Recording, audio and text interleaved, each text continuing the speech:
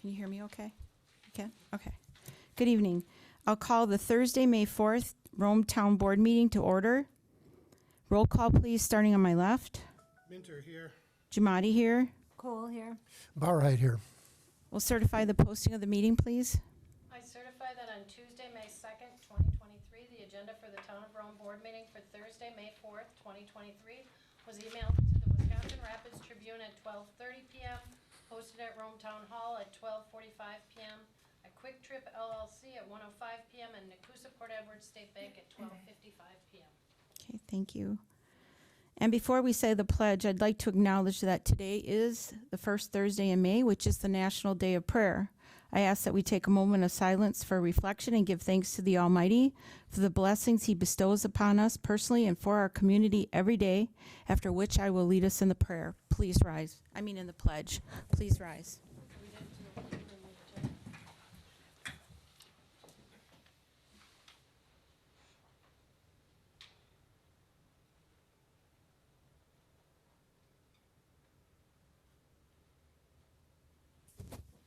I pledge allegiance to the flag of the United States of America and to the republic for which it stands, one nation, under God, indivisible, with liberty and justice for all.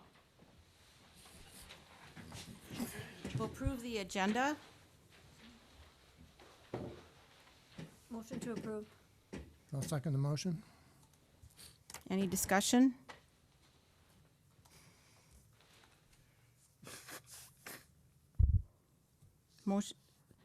Motion approved? Get a Oh, vote? I'm sorry. That's right. Need a vote, please. Or did I screw that? I'm sorry. All in favor? Aye. Any nays? Motion carries. Any citizen comments? No cards received. Okay. Then we'll pass on the reading of number 6. No action contemplated except possible referral to the future agenda. Number 7, informational updates, meeting recaps, recent correspondence, current events, and announcements. Anything, Dan? Well, just a continued reminder to watch the library website and the town website for updates on the closure of the Leicester Library over Memorial Day weekend due to the relocation of the South Central Library offices. It's sort of a fluid situation as to exactly which days the library will be closed because they won't have the ability to check in and check out materials. So watch the website for details. I would just ask that people use the official town website and the Visit Rome, Wisconsin website is their source of information for the town, for official town business and for events. And to maybe use the Facebook pages for other information, garage sales, lost dogs, things like that. But use the town website and Visit Rome for all official information on the town. Yeah, I would report that the park band shell is underway. It's out of the ground, and the masonry, the basic masonry, probably be done next week. So we're on schedule to be completed by mid-August, I would say, weather permitting, of course. I have some here. Jamie and I were talking, unless you want to do this one, Jamie, I'll leave that one for you, I guess. I'll talk about the Dove's Nest 4th Annual Fundraiser on May 20th at Camelot on the Lake from 10 a.m. to 10 p.m. Come out and help support the Dove's Nest. There's entertainment, activities, food and beverages, raffles, and again, that's at Camelot on the Lake. There's also a reminder that this Saturday is Clean Sweep Day down at the Adams County landfill, which is really something good to take advantage of from 8 to noon. You can get rid of all the hazardous waste you've been storing up in your garage, like paints, liquids, anything like that, aerosol sprays. And they also take back half-price tires and appliances and free electronics like your old TVs, things like that. And it's also Drug Take Back Day. So you can get rid of that sort of thing. And Jamie, did you want to tell them about the Heritage Center? I can leave that one to you. No, you can go ahead. Okay. And the Heritage Center in Adams Friendship has some really good information. We made a donation. You may recall at our last board meeting, we had approved that our administrator, Gabert, can donate up to a certain amount. and she'll give that to us in reports, but I think this one's pretty exciting. We decided to give $175 and they'll match it. That helps the Historical Society down in Adams Friendship, which is for the Adams County area. They're going to do a facelift to the front of that building on Main Street, which is pretty exciting. So at one time when we were working on the original school forest project, which we're currently talking about doing a disc golf down there, we found some very old Chester school records there, which was pretty exciting. They were really old from the 50s, so it's really exciting. So they're going to match that money, so up to $50,000. So that's all I had. Adams County is utilizing ARPA funds to match up to $50,000 of any community donations that are brought forth. So if there's anyone else in the community that would like to donate, it's a dollar for dollar match. Yeah. So did you have anything? Yep, I just had a few things. First, I did just share a thank you card from the Rollmakers, Home and Community Education. So that was very nice that we received a thank you card from them. I did include on your desk tonight an update on where Associate Appraisal is with our interim market update. And through May, they are 65.5% complete, so 65.5%. I know several of the board members did the board of review training this week, and this all sort of collates in with that market update and our upcoming board of review meeting, so wanted to share that for the month. I also distributed tonight handbooks from Wisconsin Towns Association. These are your handbooks for the term of office. It is okay if you would highlight or write in them. I just ask that because they'll be returned to the town, if you don't write in such a way that would obstruct the information that's in the book, but you're welcome to take notes in them and then just return them whenever you wouldn't be continuing with the town. And then lastly, I just always like to mention in the spring when we make the transition, that Public Works did make the transition to 410s. There's always someone here on Friday, one staff member in case things need to get handled, and someone that's on call through the weekend. It's the same staff member, but they transitioned to 410s this week. That's all I had. Okay, great. Okay, item number 8, discussion and action, approval of the April 18th, 2023 meeting minutes. I move to approve the April 18th meeting minutes. Second. Any discussion? Those in favor? Aye. Aye. Opposed? Motion carries. Number 9, discussion only, Sand Valley Resort update from Michael Kaiser. There was a nice letter in your packet that was from Mike. Hi. Hi, Is good this- evening. Is this working? So in the letter that I sent out earlier this week, I just sort of gave a broad outline of what I was hoping to cover today. And the biggest thing was I wanted to answer any questions and maybe end with that from the board. And hear how, where I know you're doing a long-range plan, or updating long-range plan. So talk a little bit about how that vision might fit with our future. But first, I want to give an update on what we've been up to since the last time we met. I think, I know that was last year. I don't remember when that was last year. So thought I'd pick up with progress of the Lido and go from there. But before I give that update, I wanted to introduce two members of the Sand Valley community. You know, when we first came to town and we were working on, you know, the PUD, I feel like I was here every day and meetings, and certainly at Pritzel's every day. And there was a really good line of communication between the town and the resort. And you know, one thing that's come up is, you know, as we've grown and just gotten to a new, you know, phase of the development, we're not always keeping those, you know, connections intact. So my hope today is to reestablish those. I will certainly always be around, but we've moved back to Madison and our kids are in school now.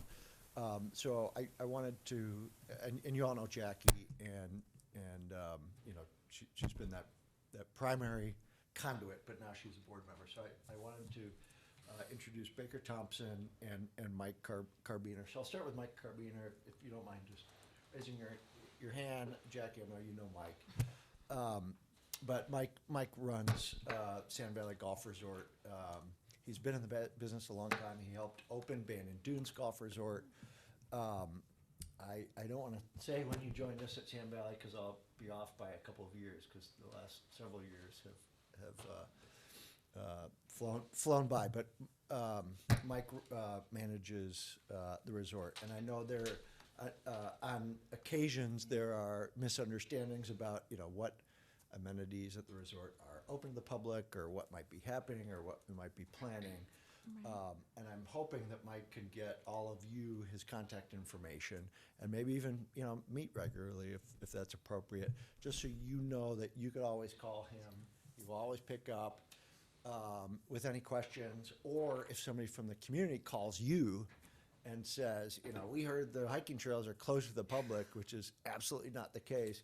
We want, Mike wants to hear that so that he could straighten that out and make sure that everybody in the community feels welcome on the resort property. That's from day one been extremely important to us.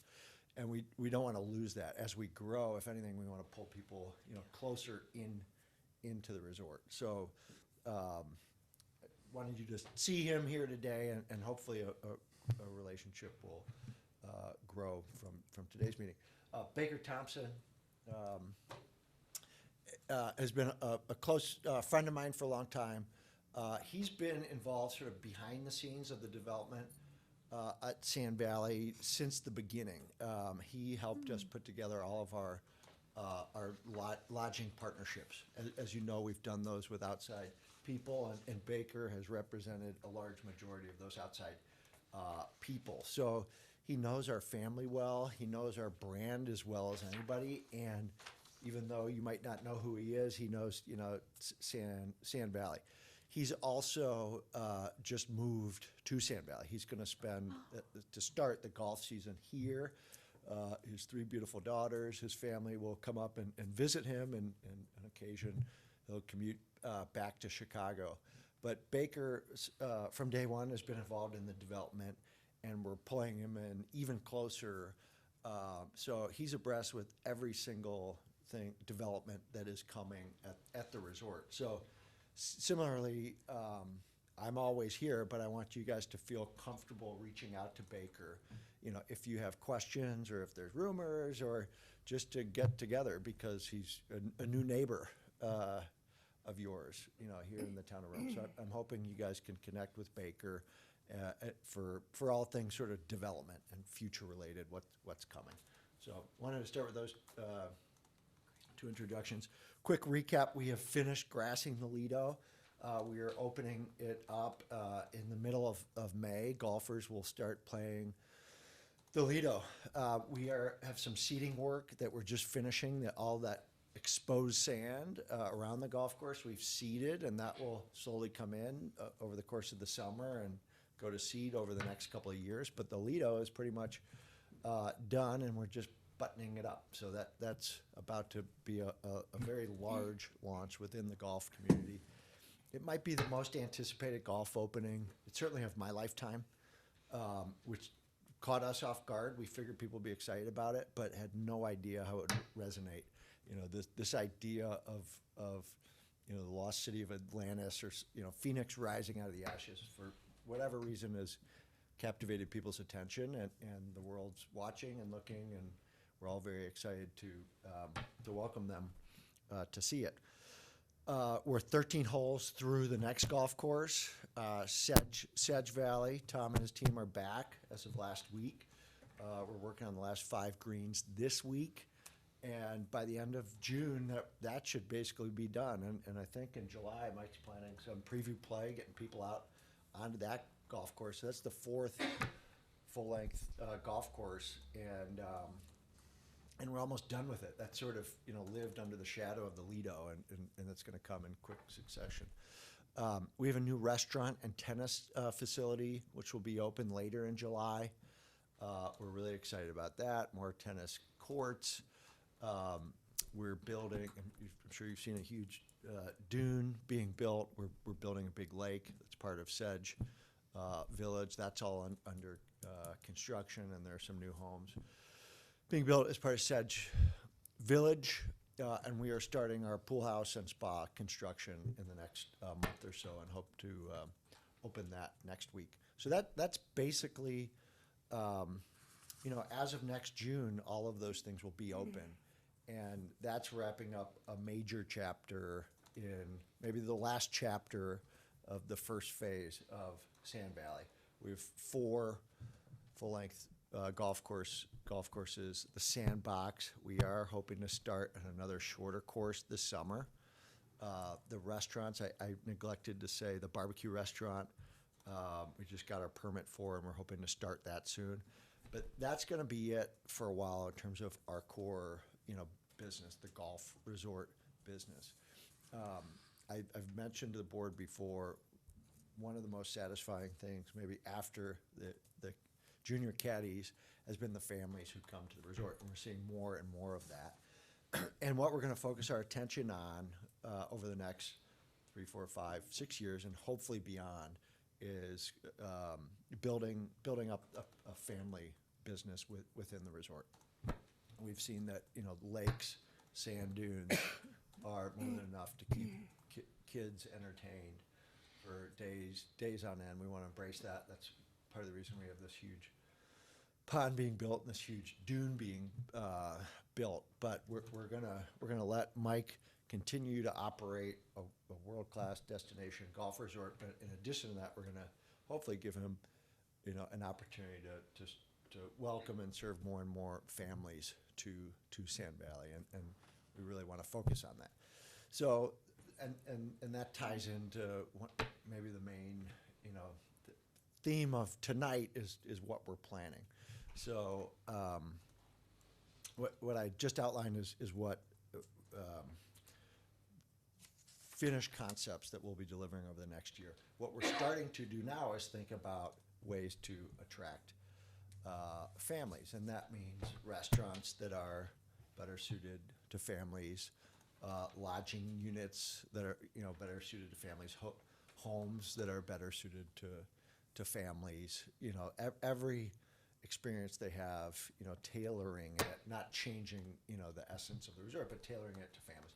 Families don't all need 4-bedroom homes that rent for $1,900 a night, right? You might have 1 bedroom and then a bunk room or a living room. There's different experiences that families have within a dwelling unit, and family-themed restaurants are going to be a little bit different, and they might require some amenities like a pool house or a boathouse. So that's what we're starting to think about, and we wanted to bring that to you really on day one, right? And we're on ground zero of, hey, let's start thinking about this. We haven't started drawing anything or master planning anything, but wanted you to be aware of what we're thinking, and wanted to field any questions and then get your ideas and input as to how that can work within the long-range plan of the town. And so that's why I'm here today. One of the things that we've been thinking about is the walkability of the resort. As we grow, we are spreading out. And I know the town, from what I hear, is facing a similar challenge, right? That I know the Meteor Timber, they're breaking those up into 40 sections or 5-acre sections, and the town is spreading out and sprawling across, the open land, and often the trails. So we've experienced that. As we grow, we need more places to stay, and we've been growing horizontally. We've been sprawling out across the land we own at the resort, and we're beginning to reconsider that and wonder if that's the best way for us to grow. And we'd like to re-examine the PUD and see if there's maybe a more responsible way to grow, and a way that might be more enjoyable for our guests. And we think that if we could create an experience where our guests can walk everywhere they need to go, we could preserve the wilderness, because the rewilding of that land is very important to us. We could preserve the wilderness and concentrate our guests into a walkable community. So the lots that we've sold to date, they started off at 1-acre lots, which are very, very large. We're now selling 7 to 40-acre lots. And we're realizing that might not be sustainable if we just keep going out horizontally. What if we sell more traditional homes that are, you know, side by side, so you could walk out of your house? We want to be within a 1-minute walk of a park, and by a park, like, to me, Sandbox is a park, improved nature, you know. But whether it's a garden or a golf course, want people to be within a 1-minute walk of a park and 3-minute walk to wilderness. And wilderness is, you know, the Ridge Trail or the new trails on Sedge, like just raw nature. So if we could bring people together in denser proximity near the edge of that sort of frontier, then they could walk out to nature. They could walk to the trails. They could walk to their restaurants. They could walk to the amenities. They could walk to the golf course. And we think that's an experience that families would serve families well. You know, with 2 young kids and a third coming, not having to, you know, jump into the car to go to one restaurant and then get in a shuttle, and, you know, but to be able to walk to everywhere, you know, you need to go within the resort. So one of the things we like to ask for when we look at PUD is the opportunity to bring lot size, it makes lot sizes smaller and bring them closer together so that we don't sprawl outwards across the, you know, the 2,300 acres or so of the, I don't know the acreage of the TID, but I'm just gonna say 2,300. It's somewhere between 2 and 3,500 acres. I should know that. And then also as part of that, we recognize that we need to update the PUD document, right? It's been a wildly successful TID. I think everybody agrees it's going to be paid off well in advance. And now there's such a broad body of taxpayers that I think the risk has come very close to zero, because there are so many, you know, taxpayers now on within the TID. So it's a world-class town board, and we want the document to reflect that and just to modernize it. And so that's something that we've started doing, and we'll bring in outside help for that. But the original document I put together on a PowerPoint was my best crack. Now we have an incredible team, and we really want to make that shine, so it's something you guys can be proud of and can share with the world, who is already looking at you as an example of what an extremely successful TID district and TIF financing program could look like. So I think that's basically it for me, besides answering any questions, or I'd love to get your feedback, and is that something that you think can work with the town's vision and values and mission? And what should we be thinking about, and what would you like us to hear as we start to think through that? Yeah, Mike. Soon we will be in the process of updating our strategic plan. So as we do that, excuse me, we will be thinking about how we interface with Sand Valley and some of the things that we'd like to see happen in the future. Also, I just questioned the lake that you're building. Do you know how big it is in terms of acreage? I think it's getting near 40 acres. Okay. I think it's approaching that. I know the Lido is 7. I thought it was bigger, so I might be off on that, but I believe it's getting to be near 40 acres. And then the 2 new restaurants that are opening, Yeah, hopefully they'll be available to the public at some point in time. absolutely. So all of our restaurants are available to the public, and will continue to be. You know, there's certain times when we know our guests sit down, and that's particularly 8 and 8:30, and we always hold tables at those times for them. But all of our restaurants are and will always be open to the public, and that might mean sitting down at 6, or coming for lunch. But we want to make the whole resort more and more and more welcoming. Also, as we build up more restaurants, there is more capacity, right? So that that window that we preserve for our guests can shrink, right? Or then there could be pockets within that. In talking to local, restaurateurs, I hear that the highest demand is at like 6:30. That's when families eat. That's why I eat at 5. Our family eats at 5:30. So I think our guests tend to eat, from what I hear, later. Sit down late. I mean, they're sitting down at 9 o'clock at night. I'm hopefully asleep by 9 o'clock at night. So I think there's plenty of space for our restaurants to be welcoming to everybody. We're also changing some of the service models. So, the barbecue just keeps people moving, right? You spend the night before cooking everything, and then, people walk up and you slice it off. So we could do more turns in a restaurant like that. And again, that will allow us to be more welcoming. Great. I think your timing is perfect, Michael. I think it's time, especially coming at the time we're doing our strategic planning, to come forward with this information, updating the PUD that we did so many years ago. I think it's perfect, and I think if we could sit down and put our heads together and work on this together, and I think it would be important to bring your stakeholders forward and have them as part of our strategic plan. Okay. And work with you together in speaking with the people that we're working with as part of that. So what we have is a quality product at the end. Great. That we partner on that and collaborate on that together and work on that. Because I think what you're talking about is really important. And that walkability, we've often talked about that at our CDA meetings for years prior when I was on the board, and last year when I was reelected, and now again, is the walkability of that as we develop that, and as you have that sprawl that you've talked about, is that, and that's what families and people are looking for, is because they want to live and work and play Yeah. in the same areas.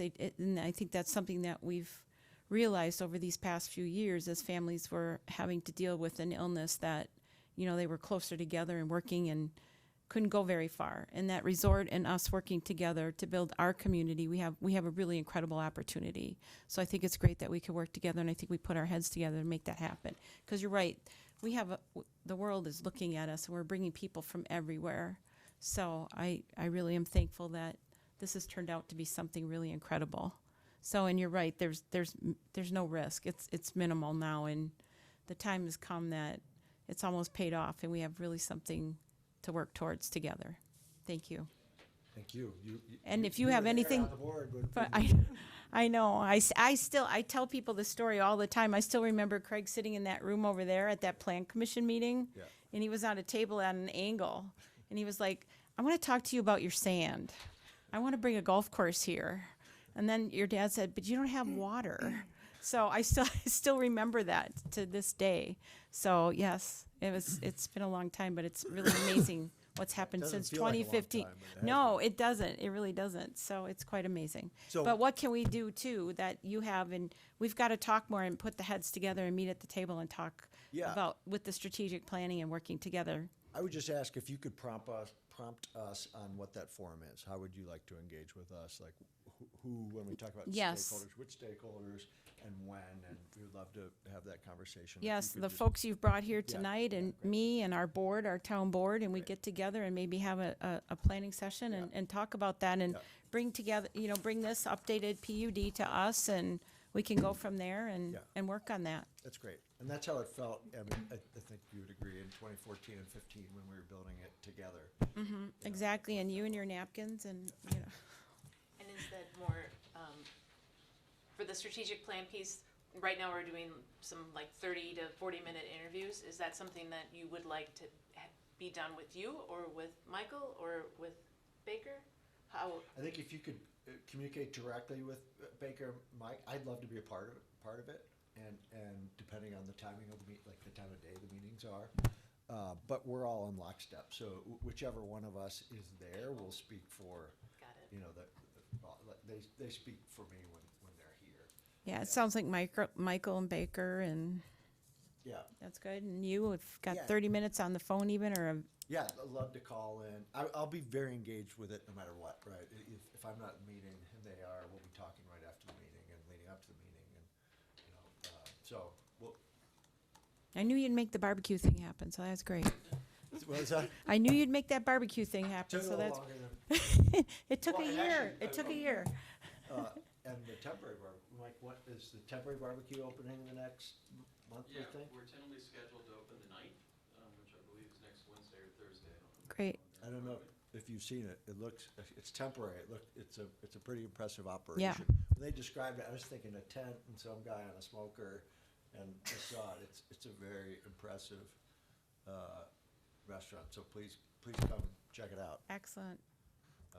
So within a week or so, that sounds like that's opening up. And let Jamie or I know, or any board member, if you want to have a conversation with us or your group here, your key people, let us know what we can do too to bring it together, and if you want to have a discussion as a group. Well, we'd love to. All right. We'd love to, so let's- Jamie? Michael, could you say a couple words about the motel north of here? Well, can I ask, Mike's been leading that, so I get updates, but do you mind if I pass that Sure. on to Mike, because he's intimately involved in, No, I'd be happy to. is that all right? everyone hear me okay? Sure. You still You come up to come the mic up. for the Okay. TV. Thank you. Typically, I don't need a microphone. I love to talk so much. It gets somewhat booming. But after that, I'll lower it down probably just a little bit. So I think what Bob's referring to is we did buy what used to be known as the America's Best Value Inn up in Wisconsin Rapids. We've been looking at several different properties in the area and ultimately figured that one was the best one for our use. There's 48 rooms. We've taken the footprint down to 40. We're using it for a variety of purposes. We have a lot of people that we partner with and do business with. Every time they come into Sand Valley, particularly in the summertime, they say, we need a room. We said, we'd love to accommodate you, but we're sold out. So we needed a place to swiftly start to accommodate them. So that's number one. Number two is we do have such a robust occupancy rate at this point. If there's ever any type of maintenance issue, anything that happens, there's an HVAC issue. Let's say it's 90 degrees. We often have to approach that guest and say, what are our options? Now we have an option to say, we do have some lodging available for you. It's about 10 or 15 minutes up the road, but your thermal comfort will be a little bit better. Or you can, of course, stay in this room while we fix whatever the issue might be. And it gives us a very swift way to do that. The third is what I'll call more of our extended stay guests. Those would be primarily staff who are here for any kind of determined period of time. It could be 14 days, could be 30 days, could be 60 days, could be 90 days. That's a viable option for us to have them stay in addition to our on-site staff out. So that's kind of how we're operating it. It is a hotel, continues to be a hotel, but we did take the sign down up front. So if you drive by, you're not going to see the America's Best Value inside. So hopefully that answered your question, Bob? Yes, it did. Thank you. Yeah, you bet. Thank you. I might just add, as we grow, we are looking for creative ways, and Mike and Will and the team have found some very creative ways to expand outside of the boundaries of the resort. We learned during COVID that, certain departments didn't have to necessarily work from the resort grounds, and we could, become a closer part of the community by acquiring a motel or we're looking at office space. We're looking at, storage and larger industrial space. So if there's a way we could share that with, the community, if there's any unused space, we have a lot of needs and are looking outside of sort of the grounds of the resort to grow where possible. So I have 3 questions or comments for you.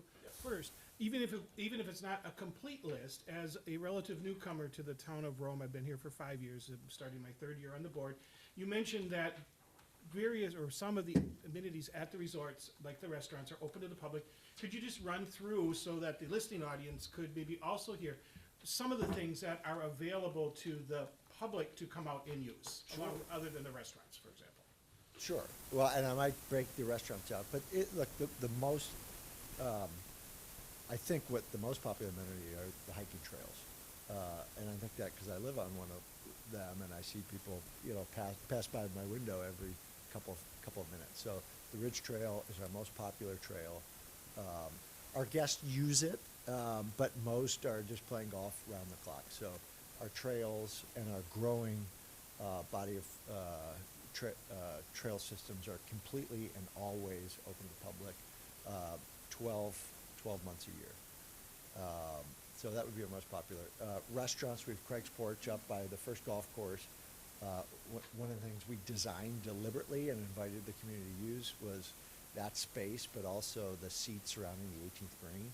If you go there on a Saturday, people will be, up there enjoying $2 tacos and $3 beers and watching our guests play, sometimes clapping them off.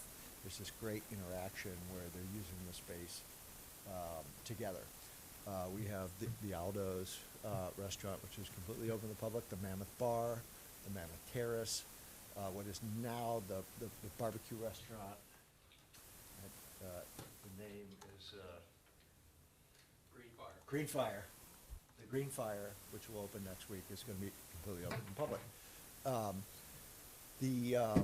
The working name for the tennis restaurant, the Gallery, and that court, this tennis court, this ancient 600-year-old game, completely open to the public. Our grass tennis courts, most of our use right now is outside of the resort guests. people coming in from the community, and. I know, my tennis team golfs there, plays there. They do, cool. Assumption. That includes you? No, I don't play tennis. These are the high schoolers. Oh, cool, great. These are the high Yeah, and I think they've had some matches. Yep, yeah, at least not once a this year out there. So I'm sure and then of course the golf courses, but those really are amenities right now. The amenities of nature and then the hospitality. Cool. So then one of my questions / comments were, along with that conversation that both sides want to have, I would also be, just by myself personally, I would be really interested in just coming out there and having somebody show me around or show all of us around Yeah. to some of the things. Just because, I've been out there a couple times. I've been out there to watch our tennis team play on the grass courts, and I was out there this past Christmas for the Visit Rome Christmas party. But other than that, I've not really, myself personally, have ever been out there just to sort of see it, on the ground. And I know it gets a much different impression if you actually, see it, walk it, things like that. So I think doing something like a tour of some sort or another, maybe not all 20-some-odd hundred acres. It's a great idea. So that seems like a great starting point before any of the conversation, just so everybody's current, because it has been changing. It's been a while since often. I've seen So a lot of the newer I don't want to speak for development. Mike, but I'm sure we could set that up in the very near future. I didn't mention the ATV trails. We still have almost 100 miles of ATV trails in our property. And through partnerships, we maintain those, and those stay open to the public. A lot of those are in the town of Big Flats, but they connect to the town, and your citizens use them. As we've been restoring that 7,000 acres, it's just looking prettier and prettier by the year, I think. And I would encourage anybody to go check those out. We want to start figuring out how to get our guests to use those more, because it's a lot of trail. But let's certainly set that up. As soon as you guys are ready, we'd love to host you and show you everything. And then show you some of the things that are coming that might be closed to the guests, but some of the things we talked about that are coming in the next year. We'd love to show you those. And I'll take my town hat off briefly for a second. I'll do that. Speaking, from one of the local schools, like I said, Assumption up in Rapids, the Catholic school, but I'm sure the publics are probably about in the same. The more partnerships that you all can reach out to, whether it be Adams Friendship Schools, Nakusa, us as a private, high school. I know the tennis team enjoys coming out there. Hopefully they'll have an opportunity at some point to use the indoor facility. You mentioned those trails. My first thought was, I wonder if they could do a cross-country meet there. We'd love to. So, We- I guess that would be probably as my school side, me reaching out to you and getting my AD involved with some of that and being in touch with you, I think, on that. But I think that facility can benefit the local schools as well, with more opportunities to do additional things in the outdoors that we don't always have the ability to do on our campuses. We're always open to that. We sort of need leaders like you to come to us with those ideas. I know Mike's already very engaged with, the last time I was here, there were 2 huge coach buses filled with kids. I don't know what they were doing, but. A high school invitational before the course is over. Okay. So we had 40 schools from the area. One thing about your tennis team, so this game is a little different than tennis as most of us know it. It's this wonderful game. There are 10 courts in North America. This is the 11th, and this is the only public court, right? It's a very exclusive game, but it's an amazing game. And what I get excited about is thinking about 20 years from now, the world champion might be one of your former students. So to get them on, it also creates opportunities to tour, right, and play kids from. It's a global sport. It's small in this country, but. Just a great sort of immersion to the sport and then to the community that plays that sport. So as we get ready to open here, as soon as the summer, we'd love to talk to you about getting kids on that court. Because it's an amazing game. And help develop the next world champion. Thank you, appreciate that, appreciate all that information, so. Yeah. Michael? Yeah. I don't think we ever have publicly thanked you for the gifts that you've given to the town. 3 of them come to mind right now. One of them is the well connection for the fire department, which is west of 13, which helps them out. The other one is the acreage that you provided west of the town transfer site for future expansion.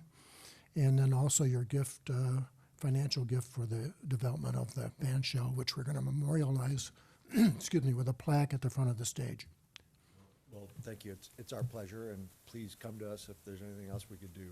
We will forever be in your debts for welcoming us the way you have for Yep. the last 8 years, so There's thank been you. several more that are, thank you very much. You've been very generous. So So- oh, That's all right. go ahead. Well, I guess I too wear many hats. I've been kind of quiet because it's my first town board meeting. Most people know I'm not usually quiet. But thanks for doing this and for introducing Mike Carbiner and Baker Thompson, because something I've been working on, even today at community development, is to improve communications in the town. And it's really important because we have a lot of different things going on where people are getting their information. And so I think this is really helpful that you come in, we can see who you are, who these people are. I can attest, these are all really approachable, nice people, easy to work with, answer your questions. So really, thanks for doing that. And I'm really all about the trails. We're doing the Link the Lakes. I don't know if people know about it. I hope they know about it. We're connecting with a tunnel underneath Highway 13 to the Rome Town Center where the band shell is. It would be cool if someday this could all kind of connect. That's sort of my big picture. Connect everything with bike and walking for the whole town.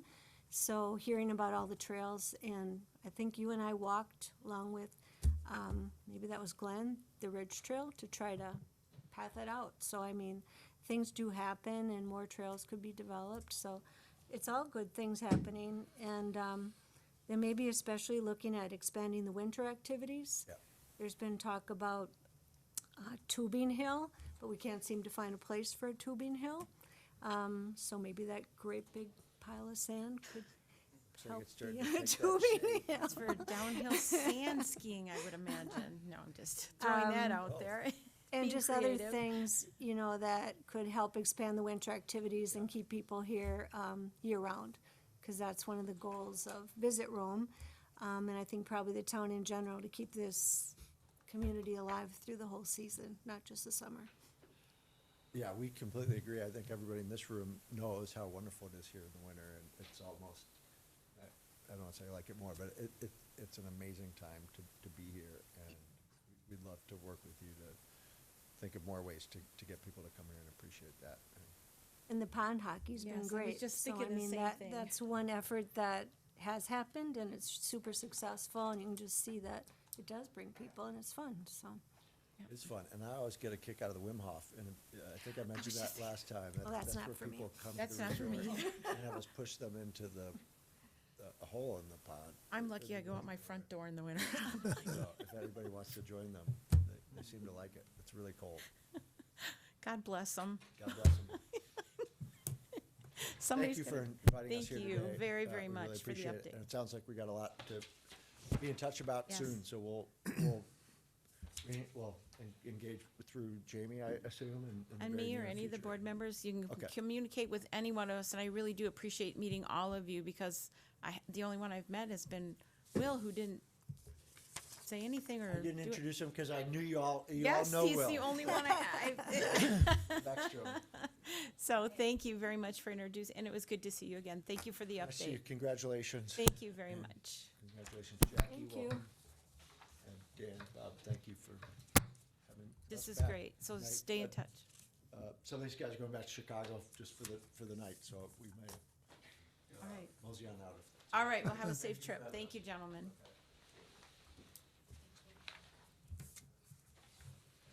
Okay.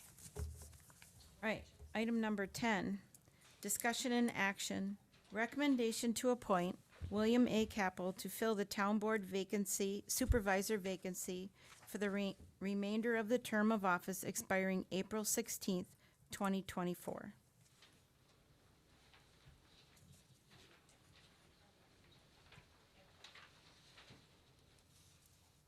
Yeah, Madam For a Chairman? motion to, I'll enter a motion to appoint William Capel to fill the town board supervisor vacancy for the term expiring April 16th, 2024. Madam Chairman, I'll second the motion, but I would also like to make a comment.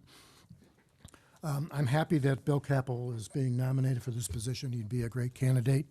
I also have another candidate, and I was led to believe that we were going to, first of all, talk about how we were going to fill this vacancy and then submit candidates later on.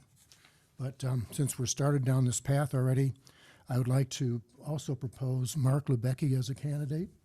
If you've been attending any of the board meetings here for the last 3 years or so, excuse me, you've probably seen Mark here in attendance. He is a strong supporter of many aspects in the town of Rowan, including Lake Camelot Homeowners Association. He is, for example, an ardent supporter of our community wildfire protection plan, as well as our pickup plans that we have made on a yearly basis now. That's not on the agenda, Okay? and I'm not sure how you were led to believe anything. Well- But this is the action item for this evening, and I'll defer to the town attorney. But I'm not sure how you were led to believe that. But I did seek counsel from the Wisconsin Towns Association and our attorney, and they gave me the information for this agenda item for this evening. And I mean, I can speak just generally. And that is- Generally. Yeah, so as far as process and procedure, I can speak to that piece. 17.25 of Wisconsin statutes is what governs filling vacancies. And so what that does do is sets forth a procedure, it doesn't set forth a process. Procedure, by way of that term, means how do you fill it by way of vote? So that in the statutes is states that where there's a vacancy on the town board, that it's filled by vote of the remaining town board members and the clerk. The process, by way of like how that, how somebody is selected or that method isn't set forth by statute. That's up to the municipality to determine. So again, the statute it doesn't direct a certain process, but it does set forth the procedure as far as the vote is concerned for filling the vacancy.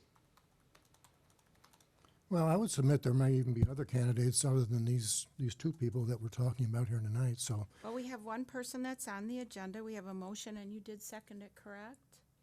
just for discussion only. For discussion, no, we have a motion and a second for discussion, and action is on the agenda. Okay. So we have a motion and a second for discussion. Dan, did you want to? Well, I have wrestled with this, since we knew the vacancy was going to be out there. I too, perhaps, I don't really have an opinion one way or another about number of people that we would consider for this, but I too had thought that it would perhaps be a more, open, sort of like how we fill positions on the committees, where people send in an application, express their interest, rather than,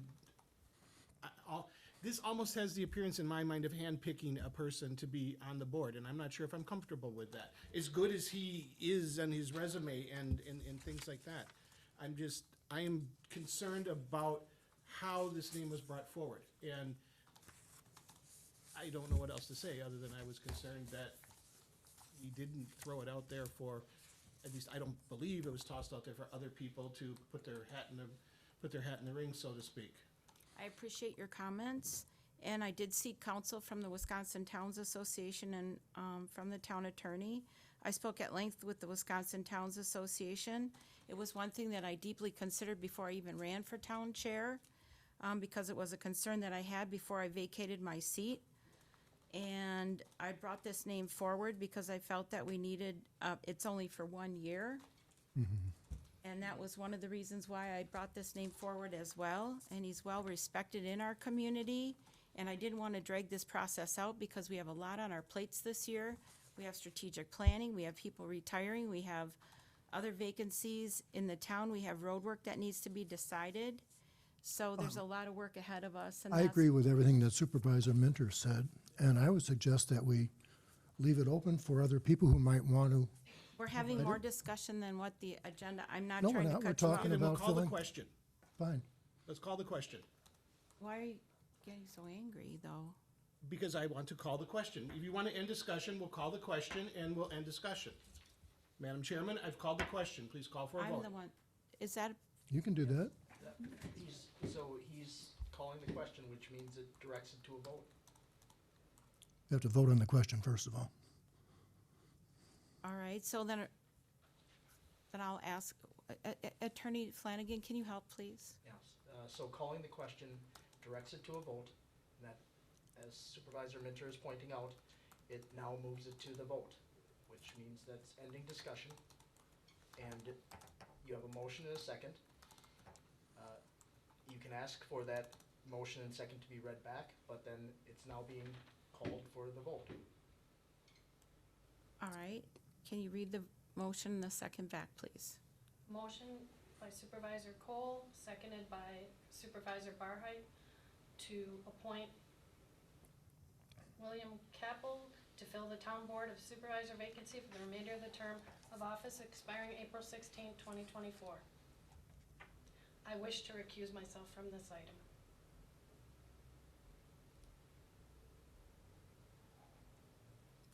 Roll call vote from my left, please. Minter, no. Jamadi, yes. Cole, yes. Barheit, no. And I'm recusing myself. Okay, so a recusal would be treated as a no vote.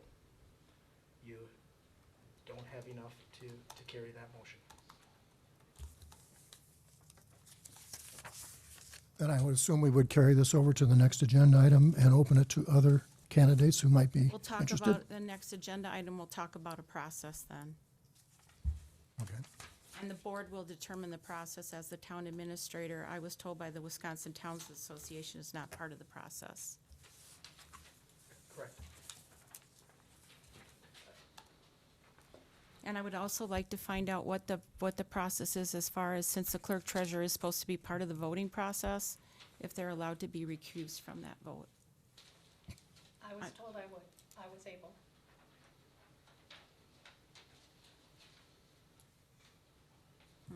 Okay. Item number 11, approval of various appointments to the Town of Rome committees and commissions.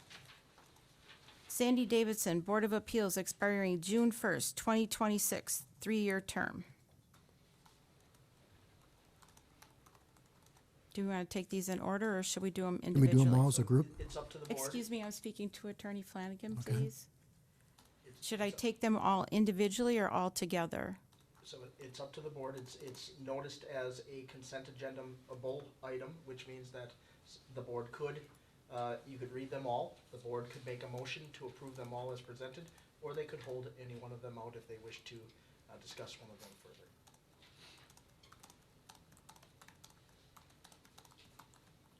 Now, what do you wish, Supervisor Bauerheit?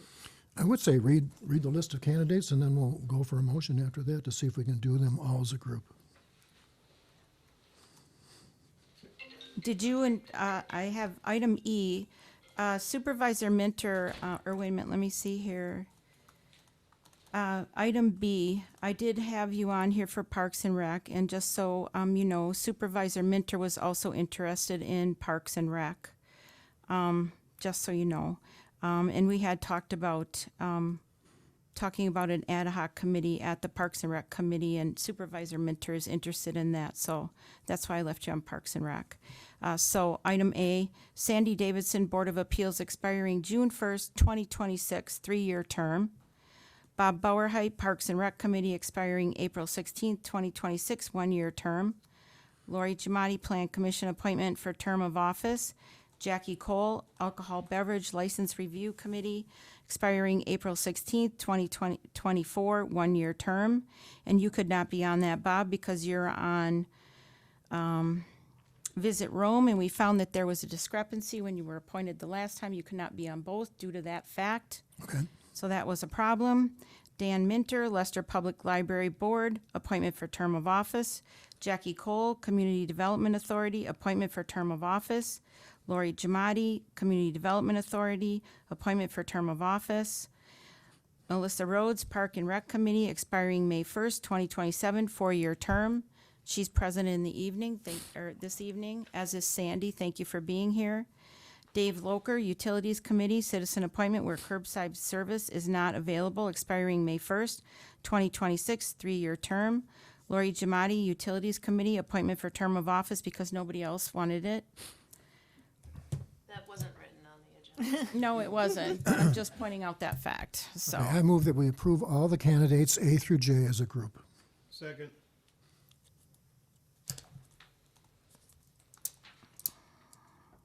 All those in favor? Aye. Aye. Opposed? Motion carried. And if I,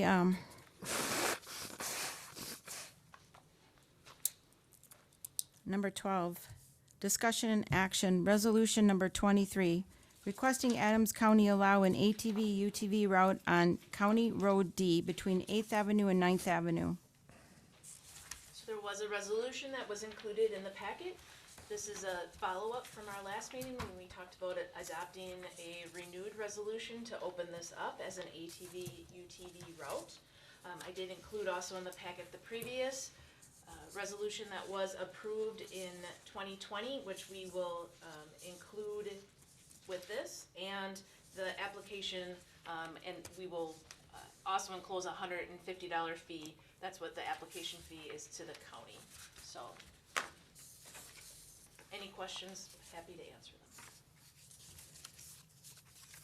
them. Move approval of the resolution requesting Adams County allow ATV UT route on County Highway D between 8th and 9th Avenue. I'll second the motion. All in favor? Aye. Aye. Opposed? Motion carries. Number 13, discussion and possible action, financing for pavement replacement of Apache Avenue from State Highway 13 to County Highway Z. So I apologize, I don't have updated information from Ellers tonight, but I thought it would be helpful to just kind of revisit a process and what might happen going forward. So we, at the last meeting, had approved for that, to take out a bid for pavement replacement from State Highway 13 to County Road Z. Our previous bid was only for that first 6,000 feet. This would be for that entire section of roadway. We have done some, Brad's done some additional work with the DNR regarding that culvert, and we can revisit, we can bring that back at a future meeting. But while we're waiting for that bid to be open, which would be on the 18th, your next town board meeting, then we would know what that finalized number is. We estimated someplace between 1.4 and 1.6 million to do that stretch of road. So I have been in contact with Greg from Ellers, just that the bid has been taken out. I just gave you a copy tonight at your desk of the invitation, and then that whole bid, just so you had a copy of it. Once we would know that number from that day when we open bids on the 18th, I would connect with Greg, and we could start to assemble what that plan would look like as far as for financing. For the meeting then, the night of the 18th, we could adopt a resolution right away. That would be what would determine that the town is gonna go forward and bond for those funds. It would have to be in resolution format. We could have a draft resolution in the packet that would be then finalized once bids were open, and we would have Greg join us for that meeting on the 18th to just kind of help us walk through that process together. Okay. I did get some numbers for us, based on the numbers you had previously given us when we had talked about this item. And it looks more like, what we've been given on those bid sheets. It's closer to 1.7 or 1.8. So we should probably keep that in mind. That's for that 3-inch lift that's in this proposed bid packet here. And we had discussed that when we had met with, when we were going over those items, when we put this agenda together. So I would like us to keep that in mind, and it's important to review and discuss this once we do receive that bid, those bids back as a board, and we have an opportunity to discuss further the importance of the difference between a 3-inch pavement versus a 4-inch pavement, because looking at that road and the way that's been torn up this last winter, I do have concerns, so we'll have another chance to have a look at that. I've discussed that. And I'd like to look at that when those bids come back, because we'll have a chance to do that at that time. And we may have to think about that a little bit more. So, and then again, when we take a look at the rest of that road from 10th Avenue to 13, and we look at the culvert portion and look at what that might cost to add that in. but especially for that stretch from 13 to Z, I think it's gonna be a little bit more, even if we just add on that one additional inch to bring it to 4 inches for all the traffic, when you're standing out there and you just watch the trucks go by. There's a lot of traffic, and then as Sedge is built, and you add in more traffic for the homes that'll be built for Sedge Valley, it's just something I want us to keep in mind as a board, and we discuss road work going forward. So we can do that at that time, especially on that particular section to 15th Avenue. It's, you've got the transfer site traffic as well. So please keep that in mind. Madam Chair, can I ask an additional question? What? So if we did a 4-inch lift on that road, given that the bids are gonna come back with a 3-inch lift, I don't know that we would have that final number. That would make it It would be a change order, and I believe they could give us a quote on that. But what we have here, we have enough to go on, and we could have that at our road discussion for a special meeting, which is a next agenda item. So we'll talk about it at that time. Thank you. And may I ask one more question? We can move on now. Thank you.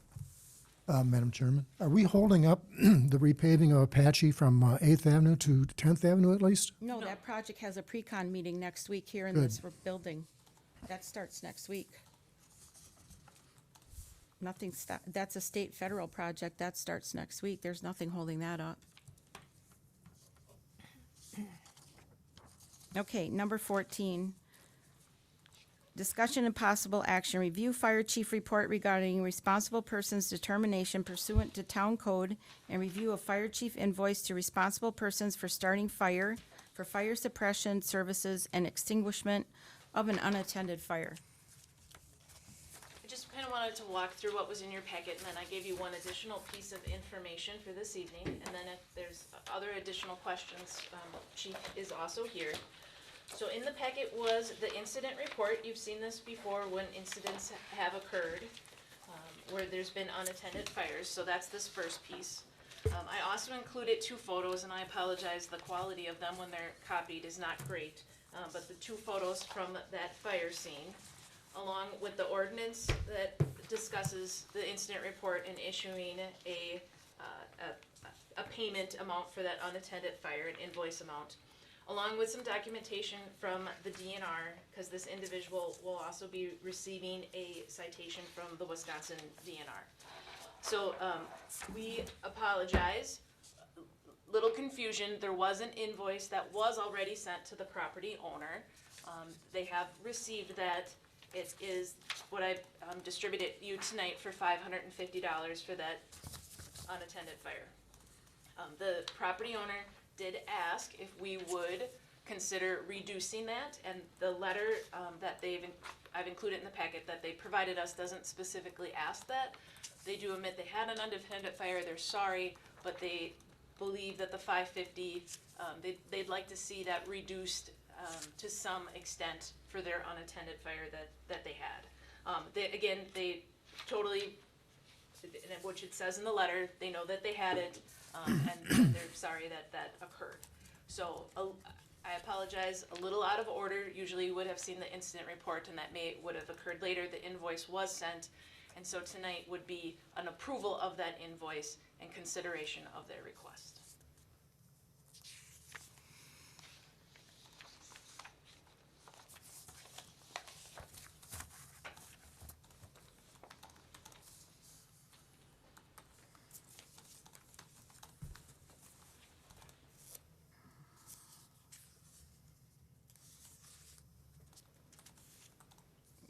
So,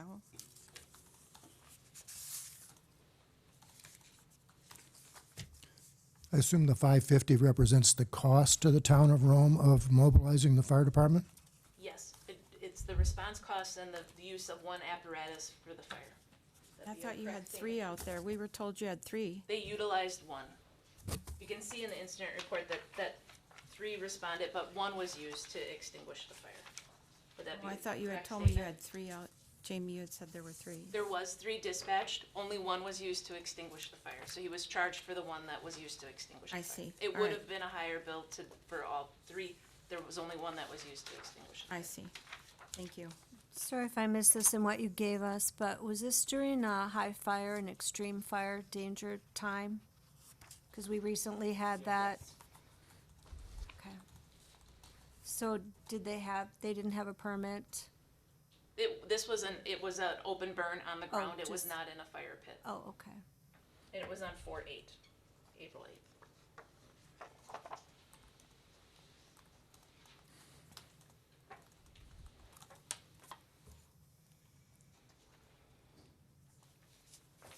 I did call the family. I don't know if anyone is here to, okay, just checking. I did share that it would be on the agenda this evening also with them.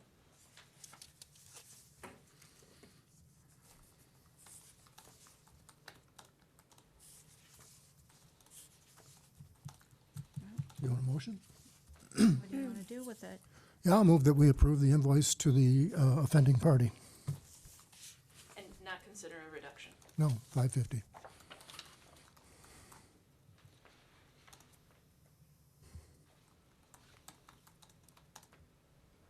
Second.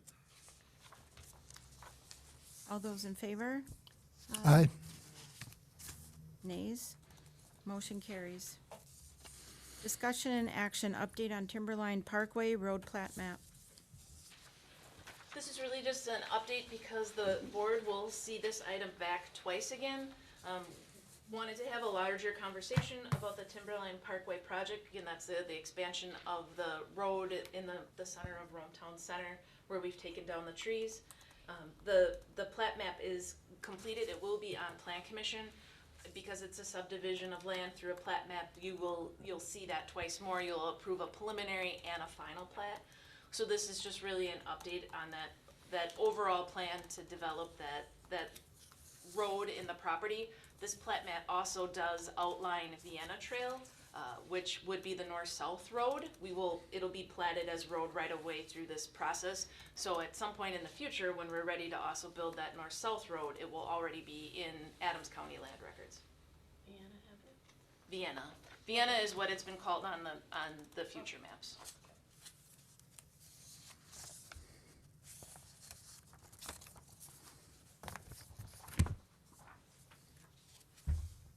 So action isn't really needed tonight. It was really just an update, and again, you'll see it back twice again. Okay. Item 16, discussion and possible action, update on Timberline Parkway, Rome Town Center, water line extension in 2023. Chad, would you like to come up and participate in this discussion? So what do you guys have questions for it? Likely so. Madam Chair, can I just start? Sure. So included in the memo in the packet was a printout of what the supplies would be for that expansion of the water main. The supplies are $90,400. The supplies are on hold with the supplier. They have them available and could deliver them to the town of Rome, but they could also be released. We haven't committed to actually taking possession of them at this point. And I think there's just conversation. Obviously, the plat would be done. We've got that engineering work done. That engineering work could hold for a future date if we wouldn't be comfortable with expending those funds for the water main this year. It does delay the road construction, right? We were just looking to get that infrastructure done this year and road construction next year. The piece about that I just want to mention is that the land that's there, it is owned by the town of Rome. It's not saleable until it would have at least 70 foot of road frontage, right? So this is the starting of that construction to have that be saleable property. It's not saleable by code, by our town code, until it has 70 foot of road frontage. The question I have to the rest of the board is that this was in the letter we received here, is that this was a approved project. But there's no cost for, if you can explain this to us, please, Chad. The materials are in here, but the labor is not? Am I understanding that That is correctly? correct. So do we know how much the labor's gonna be? I have no idea. So when would we find that part out? That would be up to the town to do. That wouldn't be up to us. I'm only ordering the parts. We talked about possibly me helping them put it in, but I will be retiring as of June 9th. So we don't know what the actual entire cost, it says to be determined, so when would we know, do we have any idea what those figures would be? would likely just bid that out with a company that would lay that main. We had thought previously it might be an opportunity to do some training with staff because there is another infrastructure there. You know, a learning ability that's not an option. So we'd likely just would take an RFP to determine that cost. So So you it have no would be the idea- 90,000 plus whatever that labor would be. So it could potentially run up, we don't know how much more that's gonna be. That's quite a bit of money to spend in 2023 yet for installation of those mains, those water mains. Is there any concern with that water laying stagnant or those mains not being used or? You just have to, I mean, we don't like stagnant water, but we just have to flush it out when it's time to be used. Which we also do here at Town Hall. We do a flush line here. I mean, do we This care is in for the budget stagnant for water? No, we 2023, don't right, care Jamie? for stagnant water sitting for so long. I mean, if you've got some ideas of stuff that's gonna be going in, absolutely. You know, I mean, but if you're gonna put a water main in and then just let it sit there for 10 years, no. So is this money that we could potentially use on roads somewhere else? I mean, if we don't have anything going in the park there, is this money we as a board should think about using on roads somewhere else? It's a board discussion. These funds were set aside in our tourism 30%.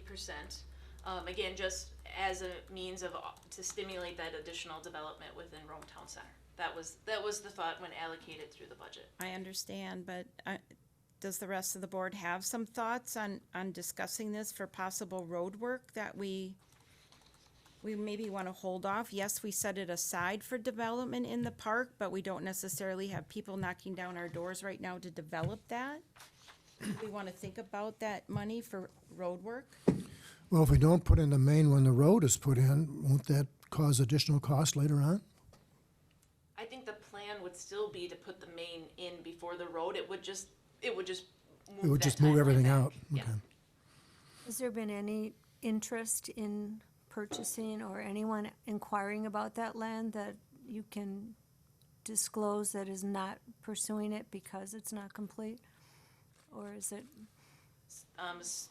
There has at least been one offer received and considered by the CDA. That offer was rejected, but there has at least been one offer that's moved through CDA. And we have lots of additional interest, especially in housing. I mean, that's been a continual conversation within CDA about housing. Jackie, you were in on that discussion. It was in closed session. We can't, and it wasn't really something that we could seriously Right. consider No, at I this knew time. about Other that than one. that one, there was no other ones that we've had come to the CDA. But if you talk about, we don't know how much, I mean, it's something to think about at this time. If it's something that we don't have to worry about returning materials at this point, it's just something to maybe think about. If there's labor involved that could add up to hundreds of thousands of dollars and it could help us put in several miles of road, is it something we want to have a serious conversation about? It's just a thought, it's a question. If we defer it though, later on, it's possible that the material is gonna cost more than the 90,000. Well, that's everything's bid gonna be now. costing more too, though. Right. Supervisor, there's other things that are gonna start costing us more too. The more we put off our road work, those materials are gonna cost us more too. One of my thoughts is, all right, okay, the materials are $90,000. At $400,000 a mile, $90,000 buys us a quarter mile of road someplace. And knowing from various construction projects, what cost $90,000 this year is probably gonna cost Considerably more. considerably more next year. And I understand, you know, so I'm not sure, you know, I do not recall, and maybe Administrator Gabbard can refresh us. What was the total dollar amount that we set aside in the budget for the work this year on the Parkway? 240. 240, and that included the materials plus an estimate on the labor. Yeah, or as far as we could go. As far, Yeah. right. And the road base too, right? Was included in that? Yeah, and some 240? shaping, I think we wanted to try and get, because we'd have an excavator out there already to put in the line.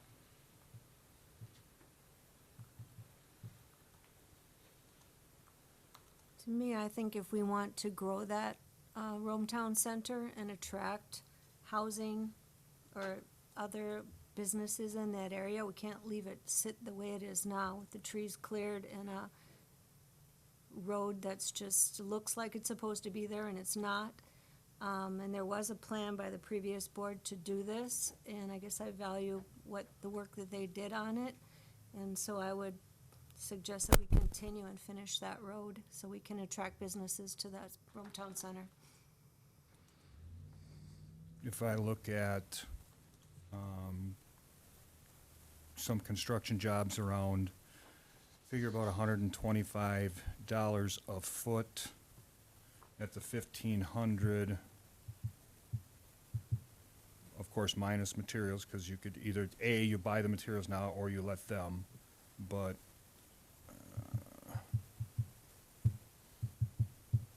about $187,000 total to have that installed. That would be contractor buying your materials and installing them. Now, you might find a contractor that's willing, because you get a tax, you wouldn't pay tax on if the utility purchased the materials for you. And if you, what was that total, 98? 90,400. And it probably cost you $97,000 for labor. So it's well within our budget That's still. at $125 a foot on the rough estimate. Right.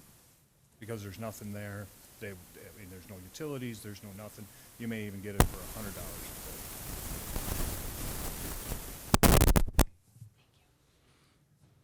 If we Well, I buy agree. the materials, do we have space to store them if that work estimate would come in considerably higher than what we're anticipating? The utility does have storage area for that amount of materials, yes. Or- They could store, if it went through the winter, it'd be one less space for the highway department. Would the supplier hold them for a little while though? Oh, sure. Yeah. Yeah, I could get him to hold them for probably 30 or 60 days. Yeah. But then you'd probably have to sign a contract at that point that you're gonna purchase it. Yep. But the supplier may hold them on site until, maybe depending If you're on the looking, yeah, if timeline. you're looking at September to do it and give you time, yeah, they'll hold the material for you. What I'm thinking is to get time to be able to get a more accurate cost on putting the line in, because I think the two things go hand in hand. We have the materials, and then we have the cost of burying them in the ground. I agree, they need to be buried in the ground before any serious road work is done, even shaping probably, because it's just better to bury it in bare ground and then put the road on top of it than put part of a road base down and then have to dig the thing back up again, in my mind. Yeah, I agree with Supervisor Kroll, and I think what Supervisor Minter is driving at. So I would move that we move forward with the Rome Town Center water line project on Timberline Parkway, and also issue an RFP for the labor.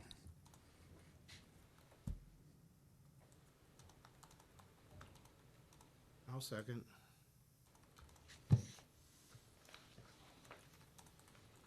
All in favor? Aye. Opposed? Motion carries. Number 17, discussion and possible action, update on clerk treasurer position recruitment. So I just included a memo in the packet just as an update of where we are at. GovHR did share with us that they had did several contacts that they've sent 50 emails or LinkedIn messages to individuals within the category of clerk treasurer, deputy clerk treasurer, treasurer, or deputy treasurer in the area, and that they targeted communities that had 5,000 or under, and then sent a blast out to their network, which is over 3,400 emails, in order just to get some additional exposure on that position recruitment. It is on the town's website. We did a Facebook posting about it earlier this week also. So I will get the first round of applications that have been received to date, because applications are all turned into GovHR on May 8th. At May 8th, I would be able to communicate the number of applications received so far to the town board. Then we could make a determination if it's something that could be handled during a regular meeting, or if we wanted to schedule a special meeting just to look through those applications. I did put it in the memo, if we just select it, possibly even a date next week, you know, let's say we have 50 applications. I'm probably an optimistic number, but if we did, we would have a designated time to go through them together. And GovHR will provide, they won't have staff, that's not part of the service that we've contracted with them for on-site, but they did provide just a tool that we can use to help evaluate the applicants that we receive.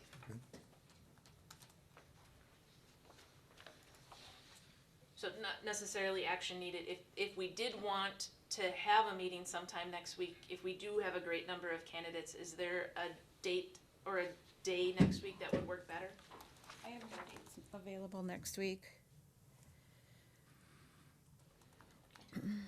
I don't have any dates available next week, unfortunately. Okay, then we will, I'll we have to can- get back to you on that. I can still communicate the number of applicants that we've received. And we could put a closed session and our regular meeting on the 18th to look at those. And then based on state statute and town ordinances, the town board does appoint that position.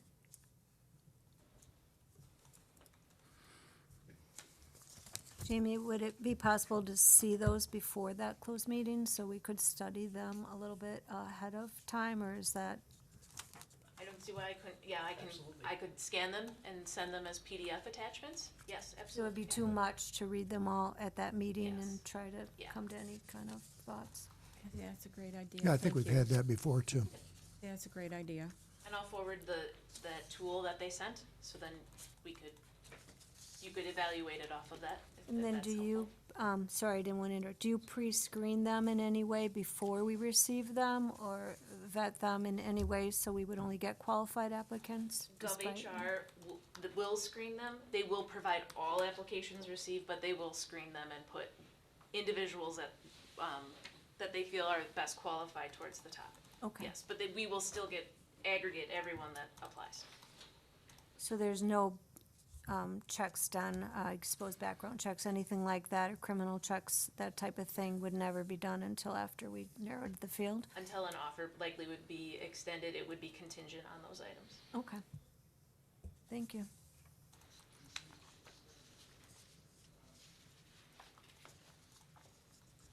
Number 18, discussion and possible action. Current available American Rescue Plan Act, ARPA project funds, review of expenditures to date, and deadline to commit spend remaining funds. Supervisor Minter had asked that this be on the agenda so we could get a current update on this. Great. So memo was in the packet, looks kind of similar as we've worked all the way through the process.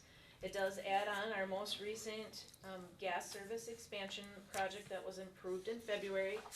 And then really the third page, it lists out our total funds to date that we had committed, our expenditures to date, noting that reimbursement we had received for the first gas line expansion.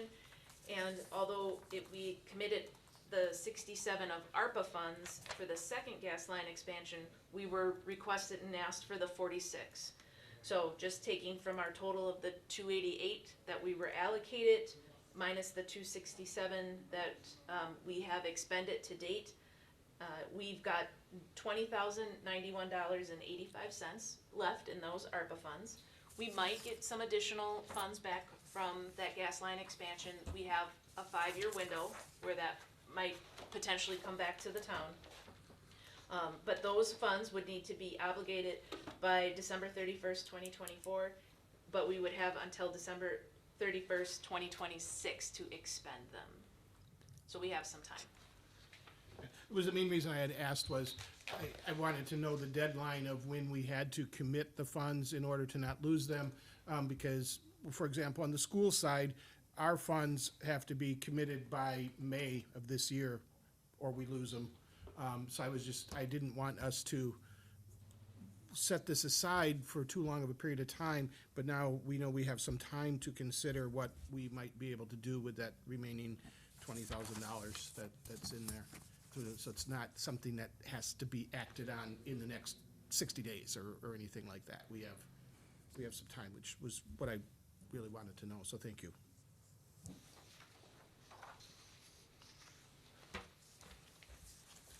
we did receive reimbursement for that additional gas line expansion project.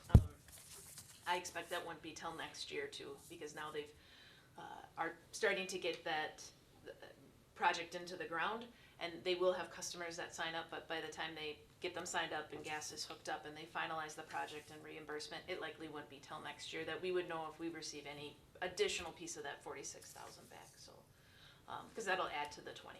Right. But the money that would be coming back from a potential reimbursement has already been allocated and spent out of ARP. No? Well, No. So I can answer that a little bit. So every year we do a ARPA report. This year and every year, it's due at the end of April. So in our ARPA report, we note all allocations or the allocations and expenditures, right? For what you're talking about, if that refund came back, let's just say next year, okay? We might edit the report, because you can edit those projects to reflect the refund. And then, because we still need to treat that in the same way as ARPA, right? Using the same kind of parameters for expenditures, but we're using loss of revenue, so it's very broad. But we would adjust most likely the report to reflect that. It just moves the needle up a little bit, as Administrator Gabriel said, that it moves that up a little bit. That 20,900 will move up to whatever, and then we'll reflect that in the report. So the report will still be sound when we get through the 2026 to reflect, I think, what the actual was when we get there. So maybe in the future, we would get to a point where we would say, we need to allocate this in the next 60 days, depending on reimbursement. Probably a good topic for budget time, if it's 2024 expenditure allocation.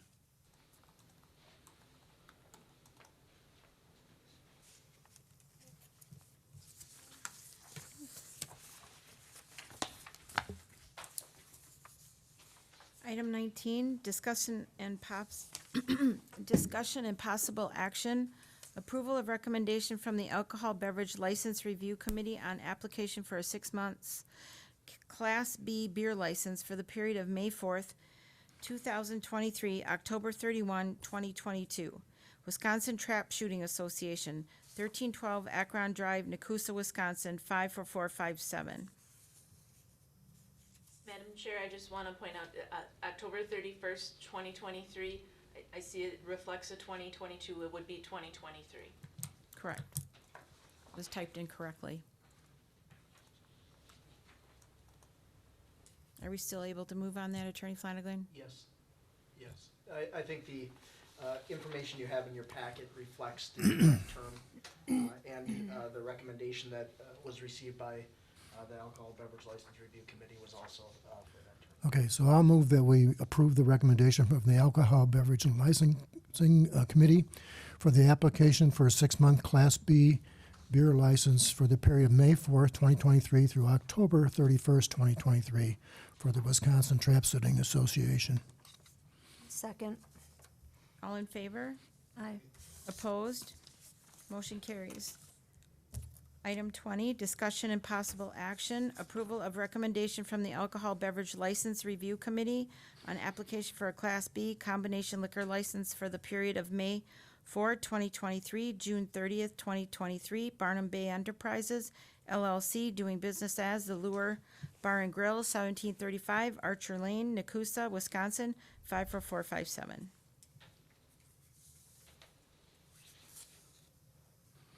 I move that we approve the recommendation from the Alcohol Beverage and Licensing Committee for the Class B combination liquor license for the period of May 4th, 2023 through June 30th, 2023 for Barnum Bay Enterprises LLC, otherwise known as Allure Bar and Grill.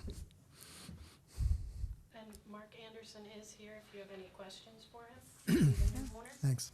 Oh. Welcome. I didn't even know, it's right in Congratulations. my backyard. Why is it just through June 30th? Because that new license will kick. I have my renewal with me as well. Okay, thank you. I would, You get to pay just twice. wanted to make sure I just wanted to make sure the date was right. Yeah, I'll it's, second that motion if no one seconded it. No, but we've already had a second, never mind. I didn't want to turn the renewal in until it's approved. yeah, no Gotcha. problem. No problem. We'll take your money. We'll take it again. Happy to give it to you. Well, congratulations and welcome. Thank you, very excited. Good. All right, all in favor? Aye. Aye. Opposed? Motion carries. Oh, where's the rest of my agenda?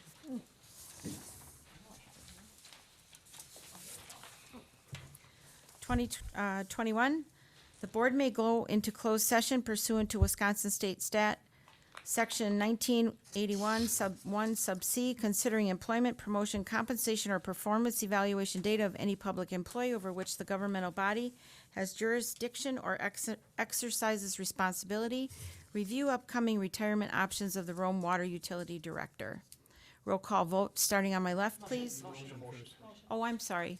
Move that we go into closed session pursuant to Wisconsin statute 19.85, sub 1, sub C, to discuss the options on the Rome Water Utility Director retirement. Second. Roll call vote, starting on my left, please. Minter, aye. Jamadi, yes. Cole, yes. Barheit, yes. All right, we'll go into closed session. Microphones stay on. Please be aware. Yep, and the camera stays live in this room, the board will actually exit into the other rooms.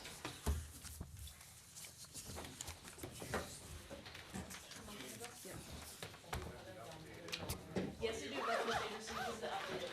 Just want to hang tight and we'll come give you the meeting. So you're gonna move up here or you're just gonna?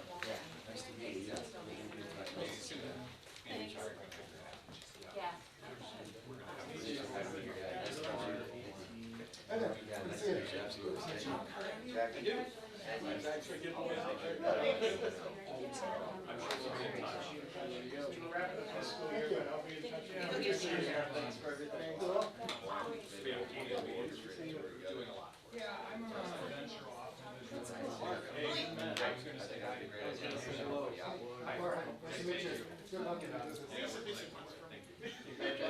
Maybe shoot it early, shoot it. Anytime you want, really. Have a good rest of the meeting. Whatever they need, you don't have a lot. We're getting more. Yeah, we always talk too about the winter time when we're doing hockey tournament. Yeah. Like, as it continues to grow, like maybe there's a junior tournament over here and like, you know, a senior tournament over there. I'd probably make the senior tournament. Oh, I do. But we thought it'd be cool sitting right there. Awesome. Yeah, I think. No. We're talking about.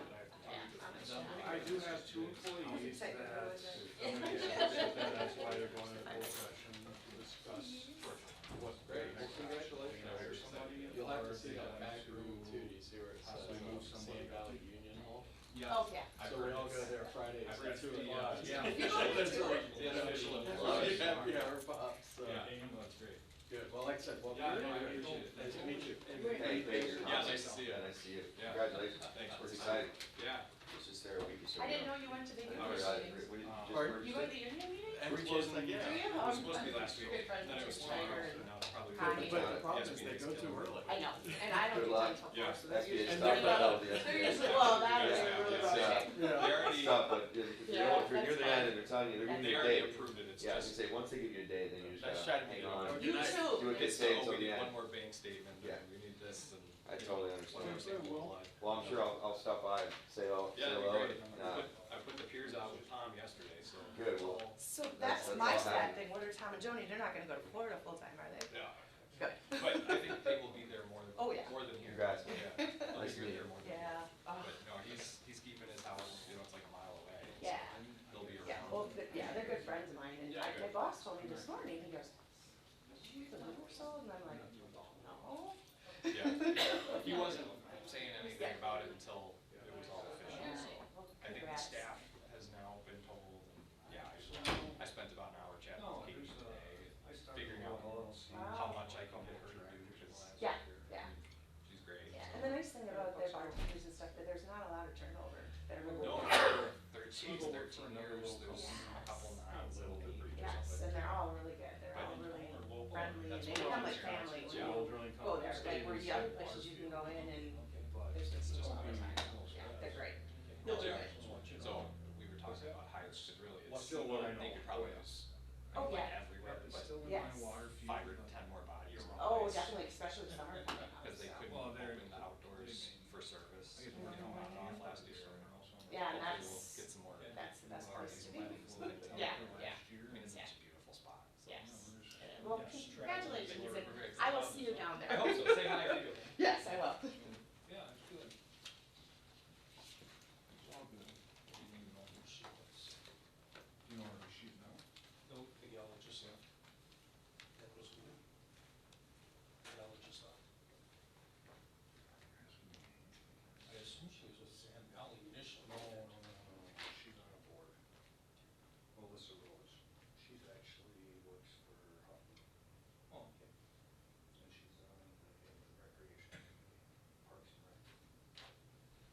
I didn't know the Lord Bar and Grill sold either. I didn't either. I didn't know that Sand Valley bought the hotel or motel. I didn't know that either. Hotel. There's so much, Mike came up with so many things that they've done the past years and doing this year. It was hard to register.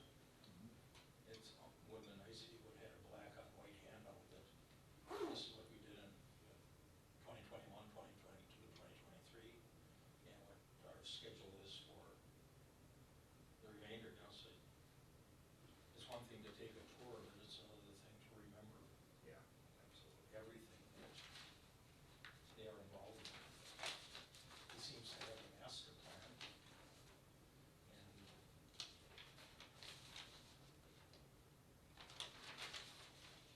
it almost, this is probably the sort of institution, there's such a connection between the town and Sand Valley right now. It almost seems like a company town. They got their own little city out there. I mean, I know some people, they don't care, they don't like it, or whatever. They have their own, and I think a lot of people just don't understand the TIF part of it. I know it upsets people, it gets worrisome, but Initially, it This is sounded like a risk. yeah, this Now it TIF, sounds- this TIF did very well. Right. Now, coming from other, like West Bend and knowing other municipalities, and, look at people. I mean, there's TIF projects all over. It was a big thing back in, I would say, early 2000s. Those TIF projects, municipalities, big cities like West Bend, huge on, let's do it, let's do it, let's do it. And they're empty today. You know, so, then it's hung on the taxpayers, so I can understand how they feel about it. This turned out to be successful. And most of them are successful, don't get me wrong, most of them are successful. Yeah, they wouldn't be popular if they weren't. Right, but there is a few that, there's barely anything in them, I was surprised when I first heard years ago that one was involved, 3 years ago, 4 years ago, whatever it was. It's getting longer than that now. Yeah, it's longer than that. A little bit surprised that one even got involved in it. Well, before town split, so they had to actually go to, they had to go to Madison and ask for, variance or whatever to get it. Because towns weren't eligible for two projects, from what I understood anyway, but it actually turned out, and I think that, once that's paid off, it's really gonna help town with their roads and stuff like that, for sure. It sounds like it. It sounds like it should. He took paper, what did you get for that, a couple $100 an acre a year? Even if you got that for taxes now, also developed, so you're getting millions. So, Yeah, that's, then he talks about all of his trail systems and walkable area, walkable trails. And I know they're working with the clubs for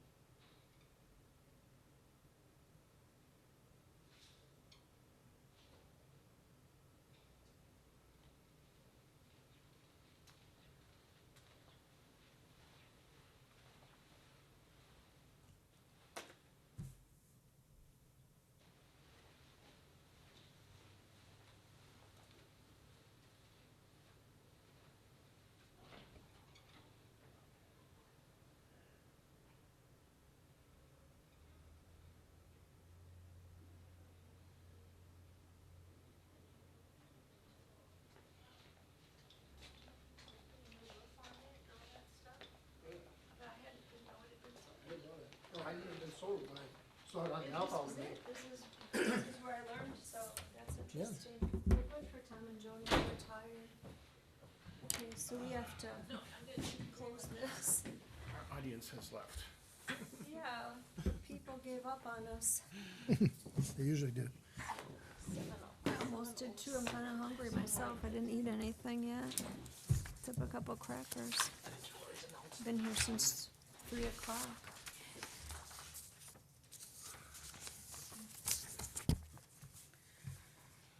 Okay.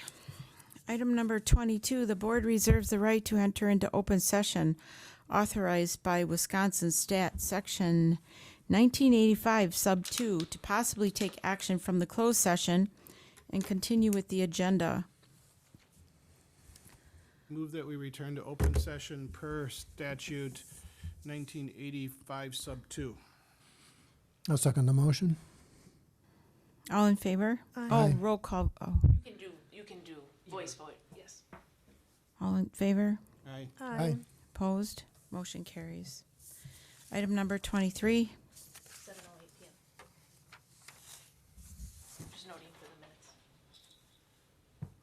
Next agenda items. A is a road a rehabilitation and reconstruction project special meeting, including funding and financing options for future road rehabilitation and reconstruction projects. I'm suggesting that we have a special meeting for our board to get together and have some training on and information and discussion regarding our projects and our roads. Take a road trip out in our town vehicles and look at some of the roads around town. Look at them and see what sort of condition that they're in.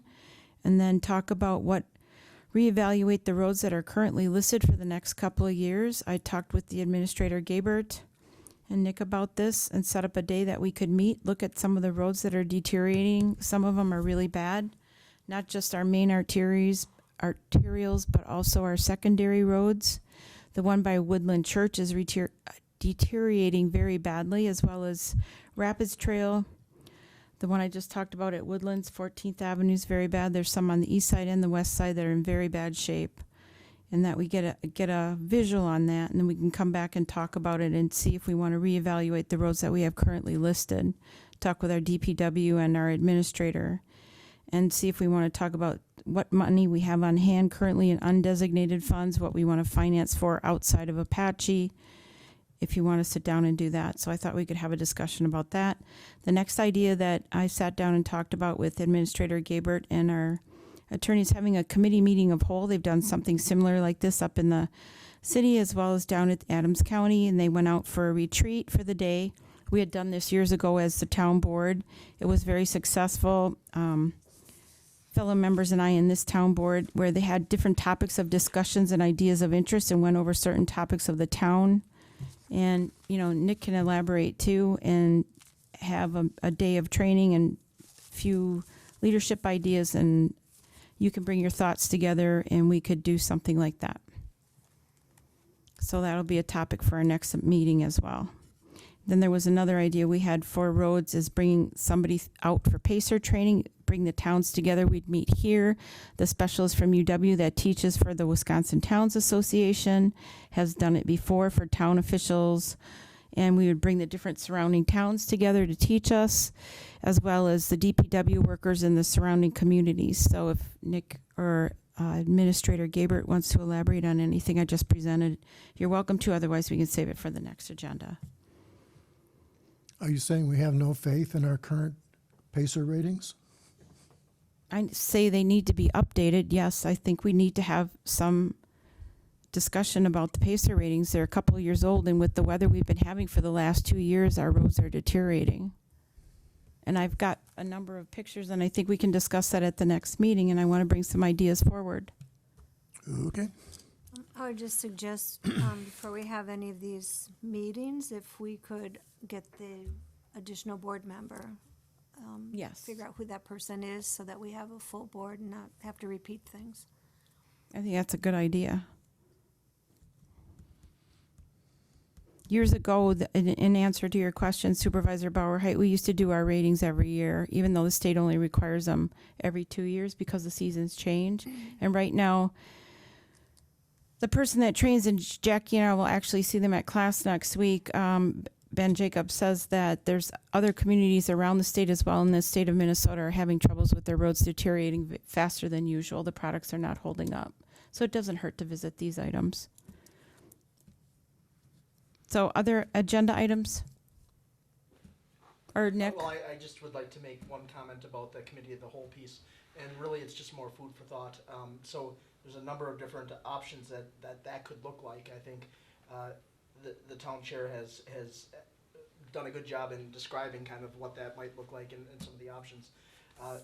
Specific to the agenda language for topics, just know that one of the formats and one of the benefits of having something like this is not only introducing all of the town officials and employees of the town, but also having a presentation, and that can include, for example, open meetings law or conflicts or a whole bunch of different ideas. And so when we're talking about ideas for discussion, it can be, if you have an idea that you'd like presented during that, just be thinking about that. And I think in the future when that discussion would come back, I think that would be the feedback we'd be looking for, is just some ideas of things that you'd like a presentation from any of the officials to include, things that you'd like to have be a part of that.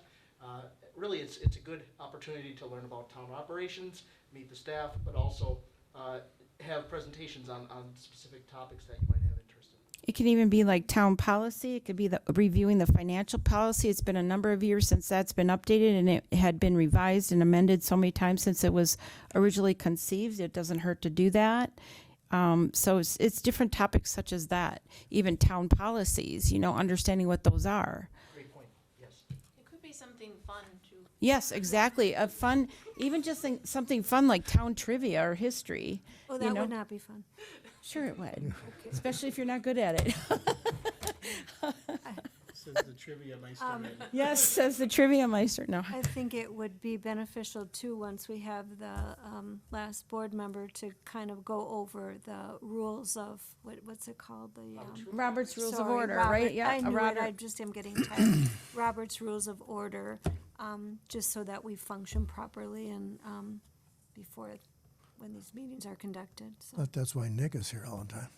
He Well- is, but I think we do a good job, but it never hurts to visit that. Exactly. So, all right. We also have, Administrator Gaber can check up on the delay at ODC. We had that deer abatement issue, but we can get ready for next fall. So that doesn't lag behind, again, that we can, if there's permitting or anything like that, and contact that other company. Was there more discussion about the, I'll say wakeboard, but that That's the OTC. topic? That's what she. That's what we, Yeah, that's oh, what- that's the survey. That's the Okay. survey. Yep. Yeah, hopefully we can get in touch with somebody else at ODC to get this thing moving. Then there would be the discussion about filling the vacancy. Well, the process, right? Discuss whatever process. There would also be we have a 6-month extension to a developer's agreement for Up North Brewing that was approved at CDA today. And we'll have a number of plan commission items. I counted 1, 2, 3, 4, 5 that will be referrals to town board.